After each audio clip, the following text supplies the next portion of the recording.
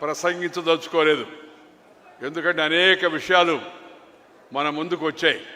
ముఖ్యంగా నేను చెప్పదలుచుకున్న విషయం ఏంటంటే, ఈ పుస్తకం 1984 ప్రజాస్వామ్య పరిరక్షణోద్యమం సజీవ చరిత్ర అని ఈ చక్కని పుస్తకాన్ని తీసుకొచ్చిన టీడీ జనార్దన్కి, అలాగే పోలా విక్రమ్కి హృదయపూర్వకంగా మనందరి తరఫున నేను అభినందనలు తెలియజేస్తాను. మీ అందరికీ నేను మనం చేస్తున్నాను. ఇది యువతరం, నేటి తరం తప్పనిసరిగా చదవాల్సిన పుస్తకం. ప్రజాస్వామ్యం ఏ విధంగా హత్య చేయబడింది, ప్రజల ఉద్యమం కారణంగా ఎలా నిరంకుశ శక్తులు మళ్ళా తరవంచాల్సిన పరిస్థితి వచ్చింది, తర్వాత తిరిగి మళ్ళా ప్రజాస్వామ్యానికి ఎలా విజయం వచ్చిందనే విషయాలన్నీ ఈ పుస్తకం ద్వారా మనకు తెలుస్తాయి. నేనేమనుకుంటున్నానంటే, చంద్రబాబు నాయుడు గారు కూడా చెప్తున్నాను, ఎన్టీ రామారావు గారి జీవిత చరిత్రను ఈ ప్రజాస్వామ్య పరిరక్షణ కూడా ఒక పాఠ్యాంశంగా చేర్చాల్సిన అవసరం ఎంతో ఉంది. కొత్త తరం, యువతరం ఆయన జీవితాన్ని తెలుసుకోవాల్సిన అవసరం ఎంతో ఉంది. మహనీయులు ఎందరో ఉన్నారు, పెద్దవాళ్ళు, వాళ్ళ జీవిత చరిత్ర కూడా మనం కొన్ని తెలుసుకున్నాం. ఆ ఇంగ్లీష్ వాళ్ళు పోతూ పోతూ వాళ్ళ భాషను మనపై రుద్దిపోయినందువల్ల వాళ్ళ చరిత్ర కూడా మనపై రుద్దారు. రాబర్ట్ క్లైవ్ ది గ్రేట్ అని, అలెగ్జాండర్ ది గ్రేట్ అని, ప్రపంచాన్ని దోసుకున్నందుకు గ్రేట్ ఎట్ అవుతాడు. కానీ మన వాళ్ళ చరిత్రను, మన మహనీయుల చరిత్రను, మన అల్లూరు సీతారామరాజు, మన వీరపాండే కట్టబొమ్మన్, లేదా మన యొక్క రాణి రుద్రమ్మ, ఇలాంటి వాళ్ళ యొక్క చరిత్రను తగినంతగా తీసుకురాలేదు. ఇప్పుడు చరిత్ర కొత్త విద్యా విధానం వస్తూ ఉంది. చరిత్ర రాసేవాళ్ళు ఈ పాఠ్యాంశాల్లో ఒక భాగంగా శ్రీ నందమూరి తారక రామారావు గారి జీవిత చరిత్ర, వివిధ పార్శ్వాలు, అలాగే ఈ ప్రజాస్వామ్యానికి జరిగిన యొక్క ఆ హత్యాకాండ, ఎలా ప్రజా ఉద్యమం ద్వారా తిరిగి మళ్ళా రామారావు గారు ముఖ్యమంత్రి అనే విషయాన్ని కూడా యువతరం తెలుసుకోవాల్సి ఉంది. ఎందుకంటే ప్రజాస్వామ్యాన్ని పరిరక్షించుకోవాల్సింది, దాన్ని ముందుకు తీసుకెళ్లాల్సింది వాళ్ళు. దేశ రాజకీయాలు మలుపు తిప్పిన సజీవ చరిత్ర 1984 ప్రజాస్వామ్య పరిరక్షణ ఉద్యమం పుస్తకావిష్కరణ కార్యక్రమంలో ముఖ్యమంత్రి గారితో, త్రిపుర గవర్నర్ గారితో, అలాగే మన స్పీకర్ గారితో, అలాగే మన వెంకటనారాయణ గారితో, ఇంకా అనేక మందితో కలిసి ఈ కార్యక్రమంలో పాల్గొనడం చాలా సంతోషంగా ఉంది.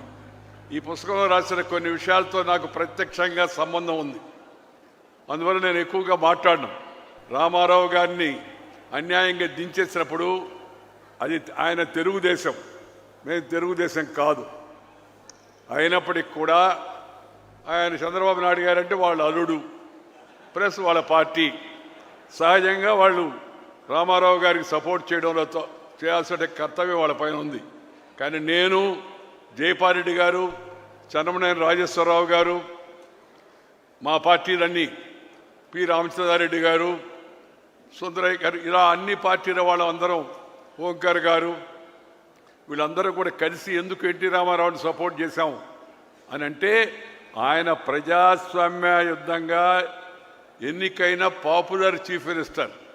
అలాంటి వ్యక్తి అమెరికాలో గుండె బాగలేక ఆపరేషన్ చేయించుకుంటూ ఉంటే దుర్మార్గంగా పదవి కాంక్షతో, ఢిల్లీ పెద్దల యొక్క ప్రోద్బలంతో రామ్లాల్ లాంటి యొక్క ఆ రోజు ఈ యొక్క రాజ్యాంగ వ్యతిరేక చర్యలకు పాల్పడే రామ్లాల్ గవర్నర్తో చేతులు కలిపి మరి నాదెండ్ల భాస్కర్ రావు మిగతా వాళ్ళు చేసినట్టు యొక్క ఆ దుర్మార్గం అవుతుందో దాన్ని ప్రజలు నేటి తరం తెలుసుకోవాల్సిన అవసరం ఎంతో ఉంది.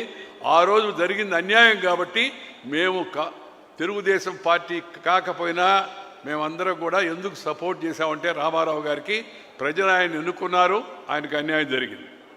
అందుకని రామారావు గారి అండన ఉండడం జరిగింది. చరిత్ర అంతా చెప్పారు.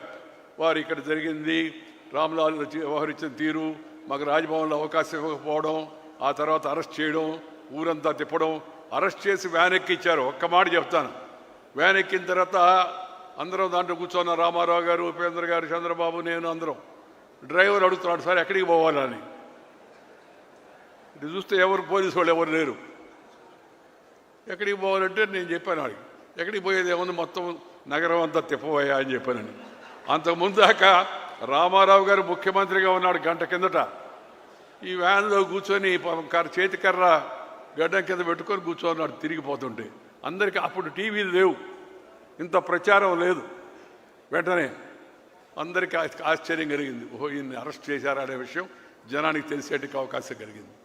ఈ ప్రపంచంలో అతిపెద్ద ప్రజాస్వామ్యమైన మన దేశంలో ప్రజాస్వామ్యాన్ని నిస్సిగ్గుగా కూనీ చేసే ప్రయత్నం చేస్తే దాన్ని రక్షించుకోవడానికి ఒక గొప్ప ఉద్యమం, అదే ప్రజాస్వామ్య పరిరక్షణ ఉద్యమం.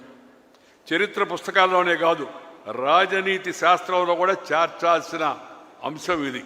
సమాజంపై సానుకూల ప్రభావం చూపించేవారు కొందరు ఉంటారు. అటువంటి గొప్ప నేతల్లో శ్రీ ఎన్టీ రామారావు గారు ఒకరు. చలనచిత్ర రంగంలో కోట్లాది మంది అభిమానులను ఆయన సంపాదించారు. ఒకవైపు పురాణ పాత్రల ద్వారా, అలాగే సమాజంలో ఆధ్యాత్మిక భావాలను పెంచుతూ, మరొక వైపు సాంఘిక చిత్రాల ద్వారా సమాజంలో ఉన్న జాడ్యాలపై ప్రజలను వివేకవంతులను చేశాడు. ఆయన రాజకీయాల్లో ఆయన కోట్ల మంది గుండెల్లో నిలిచిపోయారు. ఆయన రాజకీయ ప్రవేశం ఎందరో జీవితాలని మంచి మార్పు తీసుకొచ్చింది, నాణ్యమైన జీవితాన్ని చూపించింది. ఆయన నటుడు, ఆ నటుడు యొక్క మిగతా వివిధ పార్శ్వాలు అవన్నీ నేను ఇప్పుడు ఇంతకుముందు ఒకసారి మనం మాట్లాడున్నాం, మళ్ళా దాని గురించి చెప్పను. కానీ ఆయన రాజకీయ రంగ ప్రవేశం చేసిన కాలం ప్రత్యేకమైంది. దేశంలో రాష్ట్రంలో కాంగ్రెస్ నిరంకుశత్వంగా పరిపాలన సాగిస్తూ ఉంది. ఆ సమయంలో ఎలాంటి రాజకీయ అనుభవం లేని రామారావు గారు తెలుగు ప్రజల కోసం రాజకీయాల్లోకి వచ్చి ముఖ్యమంత్రి కావడం అవుతుందో అది చరిత్రాత్మకమైన ఘట్టం అని చెప్పి మీ అందరికీ మనం చేస్తున్నాను. ఆయన పాలన అనేక మార్పులు తీసుకొచ్చాడు. అవన్నీ కూడా నేను పెద్ద వివరంగా చెప్పదలుచుకోలేదు. సంస్కరణలు తీసుకొచ్చాడు. అప్పుడే ₹2 కిలో బియ్యం పెట్టాడు. ఇప్పుడు మోడీ గారు కూడా దాన్ని ఇవాళ కొనసాగిస్తున్నారు. మహిళలకు ఆస్తిలో సమాన హక్కు ఇచ్చాడు. ఇది సమాజానికి చాలా అవసరం. దేశం అంతా కూడా దాన్ని చక్కగా అమలు చేయాల్సిన అవసరంతో ఉంది. మండల వ్యవస్థ పరిపాలన వికేంద్రీకరణ చేసి, అంతా కేంద్రం కాకుండా వికేంద్రీకరణ చేసి, సబ్ రిజిస్టర్ ఆఫీస్ కానించి తాలూకా ఆఫీస్ కానించి మండల వ్యవస్థ ద్వారా తీసుకొచ్చి వికేంద్రీకరణ పలికాడు. అలాగే వెనుకబడిన వర్గాలకు అందరూ మాట్లాడేవాళ్ళే కానీ చేసి చూపించిన మొట్టమొదటి వ్యక్తి ఎన్టీ రామారావు గారు. వెనుకబడిన వర్గాలకు జిల్లా పరిషత్ చైర్మన్లు కూడా వచ్చేటికి అవకాశం రామారావు గారి వల్ల లభించింది. ఆయన ఈ జరిగిన ఆయన అలాంటి మంచి వ్యక్తికి జరిగినట్టు యొక్క ఈ అన్యాయాన్ని తిరిగి మళ్ళా న్యాయం జరిగేట్టుగా చూడడంలో ప్రజల పాత్ర చాలా ముఖ్యమైనది. అశేషమైన ప్రజలు ఒకవైపు రామారావు గారి మీద అభిమానం అయితే, మరొక వైపు ప్రజాస్వామ్యాన్ని పరిరక్షించుకోవాలనే ఉద్దేశంతో లక్షల మంది వీధుల్లోకి వచ్చారు. ఆయన ఇక్కడి నుంచి మొదలుపెట్టి విజయవాడ నుంచి మొదలుపెట్టి అనంతపురం దాకా పర్యటన చేస్తే మేమందరం ఆయనతో ఉన్నాం. అప్పుడు ఎక్కడికి వెళ్ళినా జనం అసలు ఆకాశం ఈనిందా అన్నట్టుగా అలా జనం అంతా వచ్చారు. ఆయన జరిగిన అన్యాయానికి వ్యతిరేకంగా అందరూ నినదించారు. అందరూ ఆయన వెనక నిలబడ్డారు. ఆ తర్వాత ఇందాక విషయాలు చెప్పారు కదా మీకు, ఢిల్లీ తీసుకెళ్ళడం, ఎమ్మెల్యేలని కర్ణాటకలో క్యాంప్ పెట్టడం, తిరిగి మళ్ళా వచ్చి మెజార్టీ చూపించడం. మెజార్టీ చూపించేటప్పుడు కూడా దుర్మార్గం చూపించారు. అసెంబ్లీ సరిగ్గా జరగనివ్వలేదు, గొడవ చేశారు. నా ముందుకు వచ్చి ఒక ఆమె గాజులు పగలగొట్టుకుంది నన్ను రెచ్చగొట్టాలని. మేము ముందు రోజే మీటింగ్ పెట్టి అన్నగారు చెప్పారు అందరికీ, రేపు గొడవ జరుగుతుంది, ఎవరు మాట్లాడకూడదు, దయచేసి వెంకయ్యనాయుడు గారు జైపాల్ రెడ్డి గారు ఉంటారు, వాళ్ళు ఎవరు ఉంటే అవసరమైతే మాట్లాడతారని. ఒక ఆమె నా ముందుకు వచ్చి గాజులు బాగా కొట్టుకొని అధ్యక్ష నన్ను అవమానపరుస్తున్నాడు ఈయన అన్నాడు.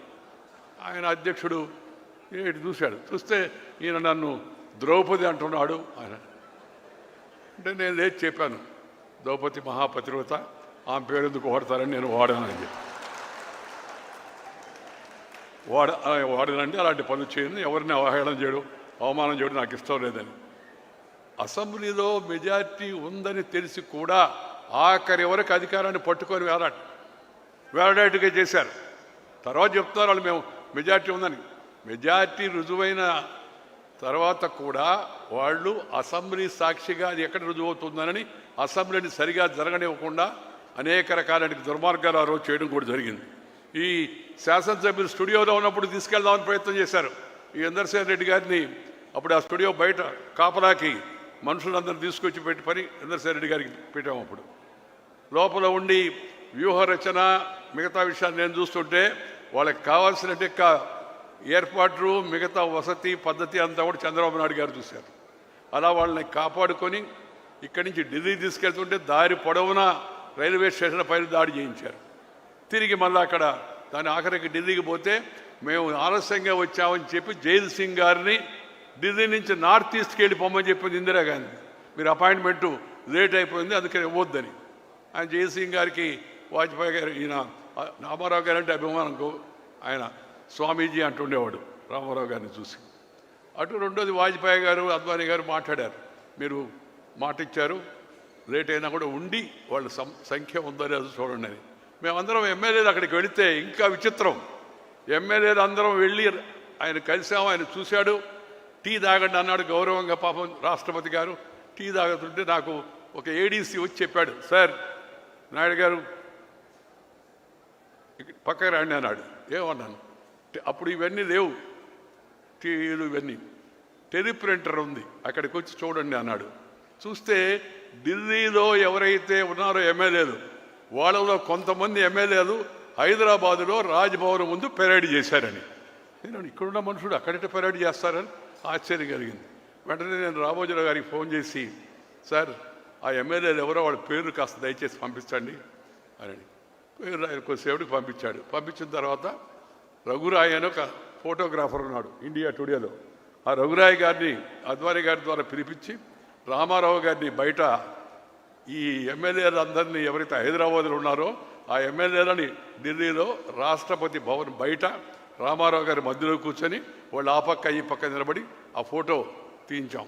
ఫోటో అప్పుడు పంపించడానికి కూడా ఇది ఫ్యాక్స్ లేదు. అప్పుడు సాయంత్రం మన సాయికృష్ణ రామారావు గారి కుమారుడి ద్వారా మరి డాక్టర్ శ్రీనివాస్ గారు ఎవరిని పట్టుకొని టికెట్ సంపాదించి ఆయన ద్వారా పంపిస్తే మేము రామోజీరావు గారికి ఇండియన్ ఎక్స్ప్రెస్ ఎడిటర్కి ఫోన్ చేసి పేపర్ కాస్త ఆపండి, ఇప్పుడైతే బాగా ఫాస్ట్ అయిపోయింది, అప్పుడు పేపర్ 10 గంటలకు అయిపోయేది, పేపర్ ఆపండి ఈ ఫోటో వస్తుందని. వచ్చిందాక వాళ్ళు ఆపారు, ఫోటో వేశారు. అసలు ఢిల్లీలో నకిలీ హైదరాబాదులో అని మరుసటి రోజు పతాక శీర్షికలో వచ్చింది. దాంతో అతను కుట్ర ఇదైపోయింది. అంత దుర్మార్గం అనమాట. ఎక్కడ మనుషులు ఉండి చూపిస్తుంటే కూడా తను ఇక్కడ ఉంటే ఎవరు నిజం ఎవరు కాదని అడిగి తెలుస్తుంది. ఆ ఫోటో రాబట్టి సరిపోయింది. కానీ ఆ విధంగా అనేక రకాలుగా ప్రజాస్వామ్యాన్ని వంచే ప్రయత్నం చేశారు. దాన్ని ప్రజల యొక్క మద్దతు ఉండబట్టి ఆయన మీద అశేషమైన అభిమానం ఒక పక్క, దాంతోపాటు ప్రజాస్వామ్య పరిరక్షణ కోసం ప్రజలందరూ గట్టిగా నిలబడబట్టి అన్ని రాజకీయ పక్షాలు ఏకత్రాటిపై రాబట్టి తిరిగి మళ్ళా ఎన్టీ రామారావు గారు గౌరవంగా ముఖ్యమంత్రి అయ్యేటికి అవకాశం లభించింది. ఆయన ముఖ్యమంత్రి అయిన తర్వాత నన్ను జయపాల్ గారిని పిలిచి, బ్రదర్ మీరిద్దరు మాకు బాగా మద్దతుగా నిలబడ్డారు, మీరిద్దరు ప్రభుత్వంలో చేరండి మంత్రులుగా అన్నాడు. అంటే మేము చెప్పాము, మేమిద్దరం మాడుకున్నాం, మాకు విషయాలు కూడా తెలుసు కదా, మేము చేరవండి అన్నాం. ఏమండి అన్నాడు, మేము వేరే పార్టీలో ఉన్నాం, మేము ఎందుకు చేస్తామంటే ఆయన తెలివిగా మీరు పార్టీ మారబడలేదు, మిత్రపక్షాలుగా అందరం కలిసి మిశ్రమ ప్రభుత్వం ఏర్పాటు చేద్దాం అన్నాడు. నేను రామారావు గారి తెలివికి ఆశ్చర్యపోయాను, ఈయనకి ఎవరు చెప్పారా ఈ విషయం అని చెప్పారండి. సరే అయినా కూడా చెప్పాము, మేము ప్రజాస్వామ్య పరిరక్షణ కోసం సిద్ధాంతం కోసం వచ్చామే కానీ పదవి కోసం రాలేదు, పదవి తీసుకోమని గౌరవంగా సున్నితంగా ఆయనకు చెప్పడం జరిగింది. ఈ సందర్భంగా రామారావు గారు రాక ఆయన ముఖ్యమంత్రి, తెలుగుదేశం పార్టీ ఏర్పాటు, ముఖ్యమంత్రి కావడం, అలాగే ప్రజాస్వామ్యానికి జరిగినట్టు ఈ అన్యాయం దాన్ని ఎదుర్కోవడంలో ప్రజలు చూపించినట్టు చొరవతో పాటు ముఖ్యంగా ఇంకొక వ్యక్తిని కూడా మనం గుర్తు చేసుకోవాల్సి ఉంది. స్వర్గీయ రామోజీరావు గారు ఈనాడు పత్రిక నిర్వర్తించిన పాత్ర ఏతుందో అది చాలా గణనీయమైంది. ప్రతి విషయాన్ని ఆయన చక్కని మార్గదర్శనం చేసి సమాచారాన్ని సేకరించి ఆ సమాచారాన్ని అంతా వీళ్ళకి అందజేసి మంచి అభ్యర్థుల ఎంపిక దగ్గర నుంచి జరిగినట్టు దుర్మార్గాన్ని మళ్ళా ప్రజలకు కలగట్టేట్టుగా చూపించిన విషయం వరకు రామోజీరావు గారు చాలా గట్టిగా సిద్ధాంతపరంగా నిర్ణయం తీసుకొని ఆయన పత్రిక చాలా గట్టిగా నిలబడింది. అందువల్ల ఈ సందర్భంగా ఆయన కూడా మన మధ్య లేడు కాబట్టి ఆయన కూడా స్మరించుకోవాల్సిన ప్రజాస్వామ్య పరిరక్షణకు ఆయన చేసిన కృషిని కూడా మనందరం గుర్తు చేసుకోవాల్సిన అవసరం ఎంతో ఉందని ఈ సందర్భంగా మీ అందరికీ మనం చేస్తున్నాను. నేను ఆఖరిగా ఇప్పుడు ముఖ్యమంత్రి గారు కూడా ఉన్నారు కాబట్టి ఆయన చాలా తెలివిగా నాకన్నా ముందే మాట్లాడాడు. ముఖ్యమంత్రి మాట కూడా చెప్పాడు, తెలుగు కేంద్రం ఇక్కడ పెడితే రామారావు గారి విగ్రహం తప్పనిసరిగా నేను మన ఫోన్లో కూడా చెప్పాను, తెలుగు భాషకు ప్రాధాన్యత ఉండాలా. ప్రాచీన తెలుగు అధ్యయన కేంద్రం మైసూరులో ఉంటే నేను ఆ రోజు దాన్ని అక్కడి నుంచి తీసుకొచ్చి మైసూరులో ఉండవేంది తెలుగు అధ్యయన కేంద్రం అని ఆంధ్రప్రదేశ్ ఉండాలని తాత్కాలికంగా ఎవరు ముందుకు రాలేదు కాబట్టి నెల్లూరులో మా అమ్మాయి స్వర్ణ భారత ట్రస్ట్లో భవనం ఇచ్చి దాన్ని తాత్కాలికంగా అక్కడ ఏర్పాటు చేశాం. దాన్ని అమరావతికి తీసుకొస్తానన్నా దాంతోపాటు ఎన్టీ రామారావు గారి పెద్ద విగ్రహం పెట్టి గుర్తుగా ఏర్పాటు చేద్దామన్నా నాకు ఎలాంటి అభ్యంతరం లేదు. నేను కోరేది ఒకటే, రామారావు గారు మీద మాకు అభిమానానికి ఒకటి కాంగ్రెస్ వ్యతిరేకత, రెండు ఆయన భారతీయ సంస్కృతి పట్ల తెలుగు భాష పట్ల ఆయన చూపిన అభిమానం, ఆయన తెలుగు మాట్లాడే తీరు, దానికి ఇచ్చిన గౌరవం అవుతుందో దాన్ని దృష్టిలో పెట్టుకొని ఆంధ్రప్రదేశ్ ప్రభుత్వం కూడా పరిపాలన తెలుగులోనే ఉండాలి. ఎందుకంటే తెలుగు వాళ్ళకి కాబట్టి ఉత్తర్వులన్నీ తెలుగులోనే రావాలా. ఇంగ్లీష్ కావాలంటే ఒక కాపీ వేయండి వాళ్ళకి. వాళ్ళు ఏమంటారు, ఇంగ్లీష్లో ఉంటాయి, మీకు తెలుగులో కావాలంటే ఒక కాపీ వేస్తామని. మీ దయా దాక్షాలు మాకేం దయా, మేము తెలుగు వాళ్ళం, తెలుగు రాష్ట్రం, తెలుగులోనే పరిపాలన జరగాల్సిన అవసరం ఎంత ఉంది. తెలుగు రాని వాళ్ళు ఎవరైనా ఉంటే వాళ్ళకి ఒక కాపీ కావాలంటే ఇంగ్లీష్లో వేయొచ్చు. అంత ఇంగ్లీష్ వాడు నాకు తెలిసి ఆంగ్లేయులు ఎవరు ఆంధ్రప్రదేశ్లో లేరు, తెలుగు వాళ్ళే ఉన్నారు అందరూ. అందుకని తెలుగు భాషలో పరిపాలన జరగాల ఒకటి. రెండోది ప్రాథమిక విద్య పై స్థాయి విద్య కాదు, అది తెలుగులోనే జరగాల. తద్వారా తెలుగు భాషకి మనం గౌరవాన్ని ఇచ్చినట్టు అవుతుంది. తెలుగు భాష 10 కాలాల పాటు బాగా సజీవంగా బతుకుతుంది. ఈ పనిని కూడా రాష్ట్ర ప్రభుత్వం చేపట్టాలని, తెలుగు భాషకు ప్రోత్సాహాన్ని ఇవ్వాలని నేను ముఖ్యమంత్రి గారిని కోరుతున్నాను. మన భాషే మన గౌరవం, మన భాషను కాపాడితే మన ఆత్మను కాపాడుతుంటేనని రామారావు గారు కూడా చెప్పారు. అందువల్ల ఆయన మీద గౌరవంతో మనకి ఈ తెలుగు భాషను రాష్ట్రంలో మరింత వ్యాపకం చేయడం కోసం కూడా చర్యలు తీసుకుంటారని చెప్పి నేను ఆశిస్తున్నాను. ప్రజలు ఆఖరిగా ఒకటే మాట నేను అందరికీ చెప్పదలుచుకుంది, ఇప్పుడంతా పాపులిజం నడుస్తూ ఉంది, అన్నీ అవి ఇవి రకరకాలన్నీ. ఆయన చాలా చేసి ఆర్థికంగా రాష్ట్రాన్ని ఏం లేకుండా చేస్తే మన ముఖ్యమంత్రి గారు కూడా నేను ఇంకా ఎక్కువ ఇస్తానన్నాడు. ఎక్కువ ఇవ్వడానికి ఇబ్బంది లేదు, ముందు ఎక్కువ ఆదాయం రావాలా, ఆ తర్వాత ఎవరికైనా ఎక్కువ ఇవ్వాలా, లేకపోతే చాలా చాలా చాలా ఇబ్బంది అవుతుంది ఆర్థికంగా. ఈ విషయాన్ని మనం గుర్తుపెట్టుకోవాల్సిన అవసరం ఎంతో ఉంది. మనం ప్రజలు ఎవరు దయాదాక్షిణ్యాల మీద ఆధారపడకుండా పేదరికాన్ని తొలగించాలనేది అటు వాజ్పేయి గారి దగ్గర నుంచి ఇప్పుడు మోడీ గారి పట్టుదల అదే, అలాగే ఇక్కడ ఎన్టీ రామారావు గారి దగ్గర నుంచి చంద్రబాబు నాయుడు గారి పట్టుదల అదే. పేదరికాన్ని పూర్తిగా తొలగించాలంటే తాత్కాలికమైన ఉచితాలతో అది సాధ్యం కాదు. ఆకలిగా ఉన్న పేదవాడికి అన్నం పెట్టాలా, తప్పనిసరిగా ఆకలిగా ఉన్న పేదవాడికి అన్నం పెట్టాలా, అది ప్రభుత్వం చేయాలి. దాంట్లో మనం ఎలాంటి తప్పుపడడానికి వీల్లేదు ప్రభుత్వాన్ని. కానీ దానితో పాటు వాళ్ళ పిల్లలు భవిష్యత్తులో సొంత కాళ్ళపై నిలబడేందుకు వాళ్ళకి తగిన శిక్షణ ఇచ్చి, ఇప్పుడు ఏదో మన స్కిల్ డెవలప్మెంట్ ఉన్నామే, తద్వారా ఆత్మవిశ్వాసాన్ని పెంచి వాళ్ళ కాళ్ళపై వాళ్ళు నిలబడేట్టుగా చేయడం అవుతుందో అన్నిటికన్నా ఉత్తమమైన కార్యక్రమం పేదరిక నిర్మూలనకు అది మంచి బలమిస్తుంది. ఉపాధికి తగిన శిక్షణ ఇవ్వకుండా ఉచితాలు ఇచ్చినంత మాత్రాన పేదల బలోపేతం గారు.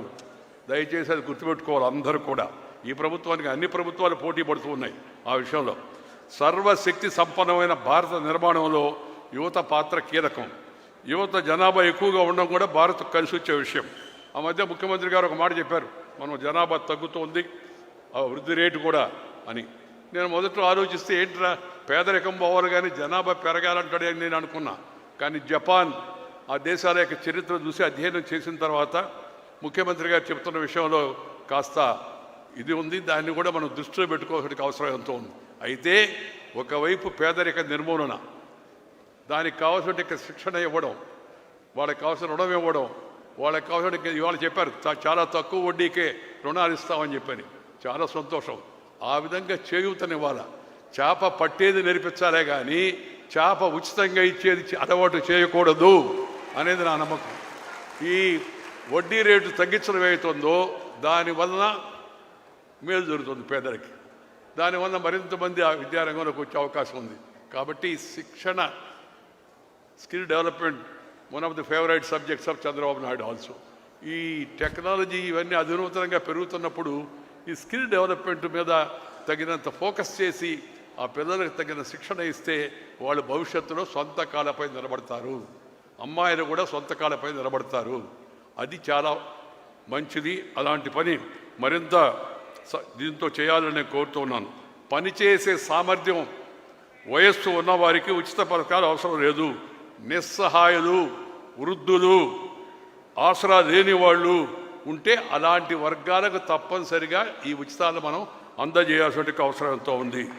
యువతరాన్ని, దేశాన్ని బలోపేతం చేయడమే నేటి నాయకుల యొక్క ఆశయం కావాలని శ్రీ రామారావు గారు కళ్ళగన్న ఆ పేదరిక నిర్మూలన జరగాలంటే దానికి చేయూత, నైపుణ్య శిక్షణ అని నేను భావిస్తున్నాను.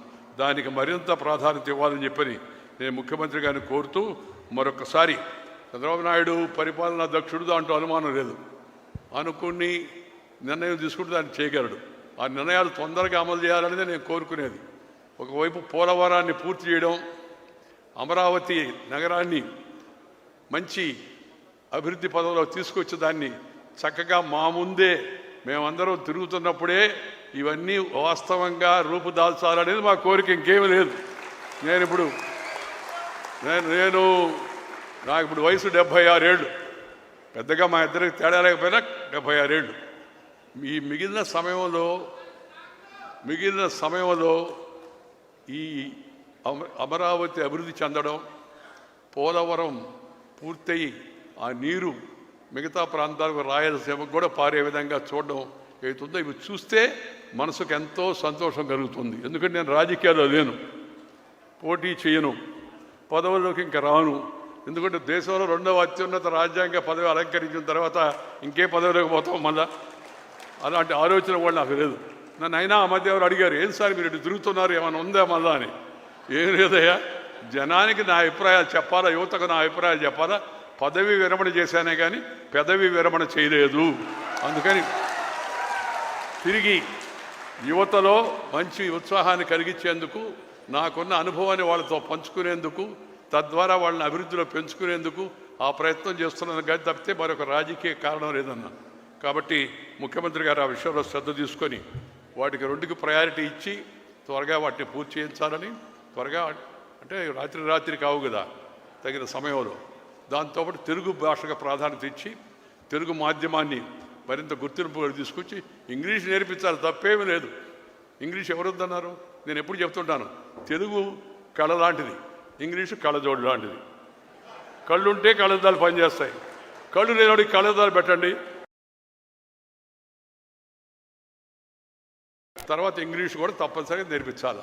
ఎన్ని భాషలు నేర్చుకోవచ్చు, తెలుగు, తమిళ్, కన్నడ, మలయాళం, మరాఠీ, అస్సామీ, పంజాబీ, భోజ్పురి, ఇవన్నీ ఇంగ్లీష్ కూడా నేర్చుకోవచ్చు. ఫస్ట్ మదర్ టంగ్, తర్వాత brother tongue, later any other tongue. దాంట్లో ఎవరికి అభ్యంతరం ఉండాల్సిన అవసరం లేదు. ఈ విషయాన్ని ముఖ్యమంత్రి గారు గమనించాలని చెప్పి కోరుకుంటూ నాకు ఈ అవకాశం ఇచ్చి నన్ను పిలిచినందుకు నిర్వాహకులకు నేను ధన్యవాదాలు తెలియజేస్తూ మీరు సెలవు తీసుకుంటూ నమస్కారం. జై హింద్. ధన్యవాదాలు సార్. చివరిగా ఎన్టీఆర్ లిటరేచర్ కమిటీ సభ్యులతో అతిథులు ఒక గ్రూప్ ఫోటో దిగుతారు.